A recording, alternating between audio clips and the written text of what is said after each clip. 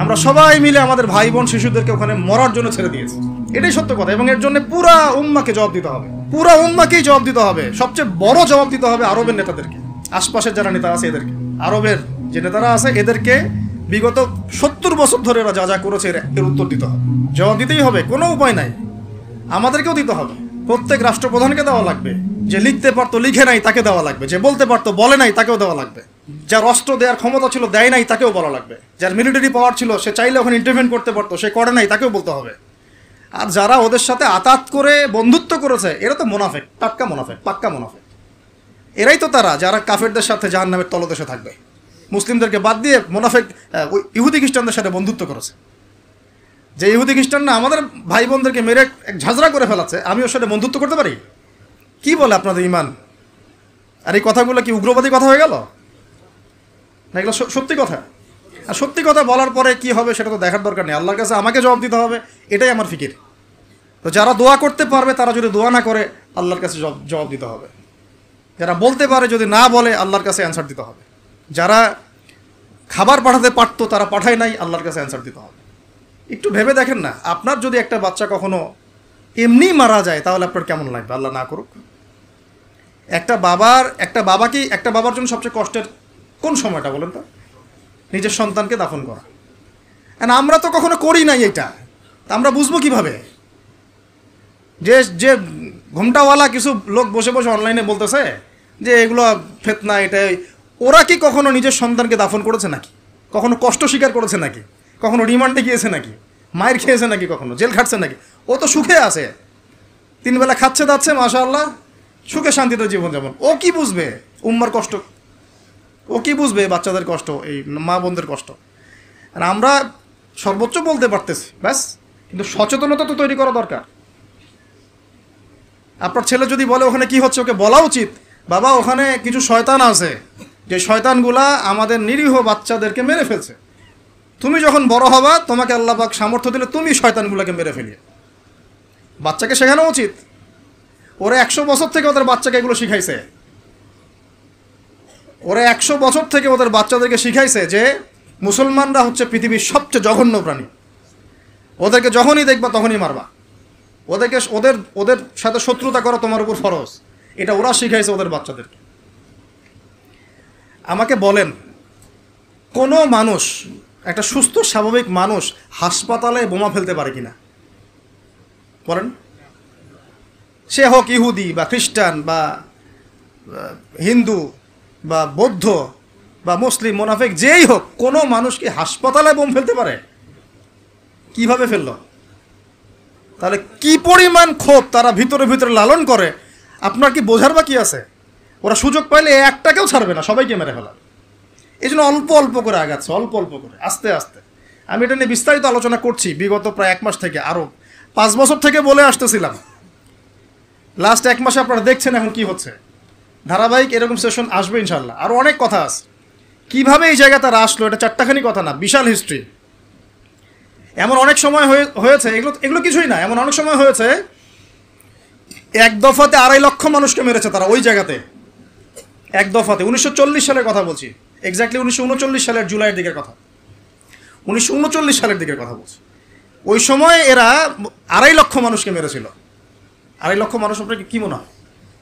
এভাবে যদি আমি পরিসংখ্যান দিতে থাকি এখানে আজকে 3টা-4টা বাজবে। আমার কাছে কিতাবও আছে রেডি করা, এবং ইনশাআল্লাহ আল্লাহ পাক চাইলে ওটা পাবলিশও হবে ইনশাআল্লাহ। তখন আপনারা বাসায় পড়ে নিয়েন, দেখেন কি হচ্ছে আসলে। তো মূল কথাটা হচ্ছে, ভাই আমি তো দোয়া করতে পারি, আমার তো করা উচিত, আমার ব্যথিত হওয়া উচিত, আমার কুনুতে নাজেলা পড়া উচিত। যদি আমার আরও বড় সামর্থ্য থাকতো অ্যাটলিস্ট ওখানে ত্রাণ পৌঁছানো উচিত ছিল, বা আরও যদি বড় ক্ষমতা আল্লাহ পাক আমাকে দিতেন তাহলে ওদের মুখের সামনে বলা উচিত ছিল এটা অন্যায়, জুলুম, এর প্রতিবাদে আমরা জাতিগতভাবে পাশে আছি ফিলিস্তিনিদের, এবং মুসলিম রাষ্ট্রগুলোর ঐক্যবদ্ধ হয়ে একটা ফোরাম গঠন করা উচিত ছিল ওদের বিরুদ্ধে। কিসের শান্তি চুক্তি আর কিসের নেগোসিয়েশন? কোনো কথা আর বাকি আছে? এদের সাথে একটা ভাষাই বাকি আছে এখন, অস্ত্রের ভাষা, যুদ্ধের ভাষা। একটা ভাষাতেই কথা বলা বাকি আছে, আর কোনো ভাষাই নেই এদের সাথে কথা বলার। তুমি হাসপাতালে বোম ফেলে 600টা মুসলিম বাচ্চাকে হত্যা করে ফেলছো, তোমার সাথে কিসের কথা? একটা কথাই হতে পারে, সেটা হলো যুদ্ধের ভাষা, অথবা এই পুরো ভূমি থেকে তোমরা চলে যাবা পশ্চিমে। এটাই ছিল আমাদের ভাষা। কিন্তু বিগত ৭৫ বছর ধরে আমরা এগুলো করতে পারি না। একটা দুইটা বছর না রে ভাই, ৭৫ বছর ধরে আমরা এগুলো করতে পারি না। তো আমি এখানে গলা ফাটায় আমার আবেগ ঝেড়েও কী লাভ হবে তাও জানি না। অ্যাটলিস্ট আমরা আমাদের জবাবটা তো আল্লাহর কাছে দেওয়া লাগবে। আল্লাহ পাক আপনার অপারগতাও জানেন, আপনার সামর্থ্য সীমাও জানেন। আল্লাহ পাক দেখবেন এর মধ্যে থেকে আপনি কি করেছেন, দেখবেন কি না। তো এখন ভাই আমাদের কি এইসব মোবাইল, সেলফি, হাবি জাবি এগুলোই জীবন, না আমাদের কি চিন্তা করতে হবে একটু? চিন্তা করতে গেলে প্রথম সলিউশন পড়াশোনা করতে হবে, কোরআন পড়তে হবে। যে যাই বলুক কোরআন পড়লেই হয়ে যাবে, সেই হয়ে যাবে, সব কথা বাদ দেন, আপনি কোরআন পড়েন। যে যাই বলুক না কেন, আপনি কোরআন পড়তেই হবে, আপনাকে এর অনুবাদ আপনাকে পড়তেই হবে, তাফসির আপনাকে ঘাটতেই হবে, পাশাপাশি নবীর হাদিসগুলো আপনাকে পড়তে হবে। অবশ্যই কোনো না কোনো আলেমের সোহবতে থাকতে হবে। উদ্বাস্তুর মতো জীবনযাপন করবেন না এই 10 জন 20 জন সার্কেল নিয়ে। ওলামায়ে কেরামদের মধ্যে যারা হক্কানি ওলামায়ে কেরাম, তাদের কাছে এসে পরামর্শ করে চলাফেরা করবেন, যাতে আপনি বিভ্রান্তির শিকার না হন, পরামর্শ করতে পারেন। বাংলাদেশে কি আলেম ওলামার অভাব আছে? যত তাদের মধ্যে বিভক্তি থাক, যতই তারা একে অপরের সাথে কলুশনে থাক না কেন, যত দল থাক, তারপরেও আপনি ওলামায়ে কেরামের সাথেই থাকবেন। এবং হকপন্থী চিনে নেবেন। হকপন্থী আর মুনাফেক চেনার সবচেয়ে উপযুক্ত সময় কোনটা সেটাও বলে দিই। হকপন্থী ওলামায়ে কেরাম আর মুনাফেক যারা মুসলিম উম্মার ভিতরে কাজ করছে আমাদের মতো লেবাস পোশাকে, এটা চেনার, ফাইন্ড আউট করার সবচেয়ে শ্রেষ্ঠ সময় হচ্ছে উম্মার এই সংকটপূর্ণ সময়গুলা।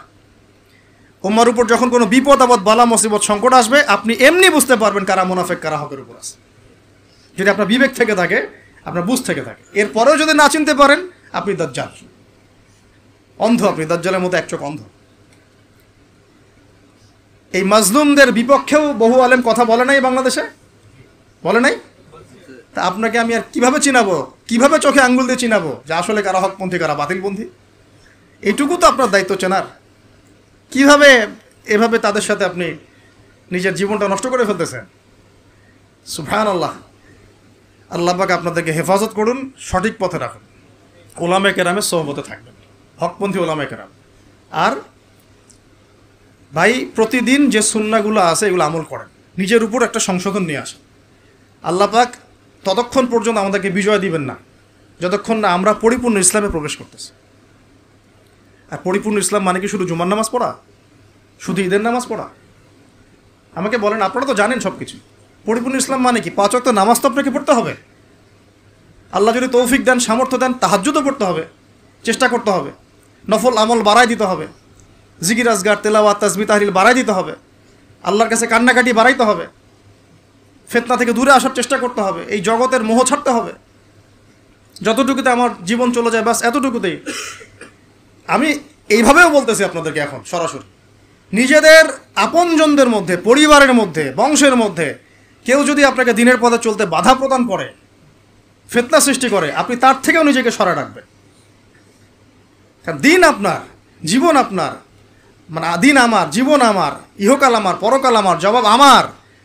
আমার অন্য কারো দ্বারা প্রভাবিত হয়ে দিন নষ্ট করা যাবে না, যাবে?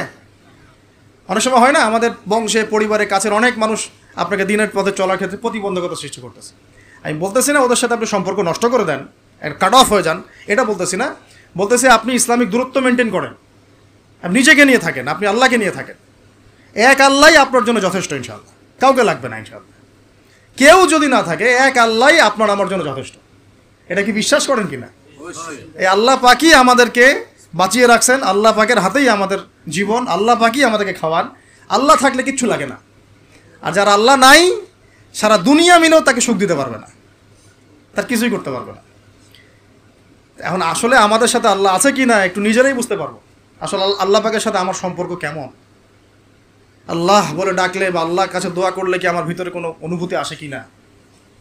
রাসূল সাল্লাল্লাহু আলাইহি ওয়াসাল্লামের নাম আসলে আমার ভিতরে কোনো অনুভূতি আসে কি না? বুঝবেন, ইনশাআল্লাহ এটা আপনার আস্তে আস্তে বুঝে যাবেন। তাহলে নিজের তাজকিয়ার দিকে ফোকাস করেন, এবং তাজকিয়া অর্জন করার জন্য অবশ্যই সোহবত লাগে। যারা আত্মশুদ্ধিতে পরিপূর্ণ মানুষ, এই মানুষগুলোর সাথে পরামর্শ করে চলবেন। আর নিজের দিন পালন করেন, দিনটাকে আর বিভক্ত হতে দিবেন না। যারাই বিভক্তির দিকে নিয়ে যায় এদেরকে বয়কট করবেন, মিশবেনই না এদের সাথে। বরং আমি বলছি, বাংলাদেশে এমনিই তো শত শত দল হয়ে গেছে, এখন আপনি নিউট্রাল থাকবেন, নিজেকে বায়াসড করবেন না, নিউট্রাল থাকবেন। নিউট্রাল মানে নিরপেক্ষ।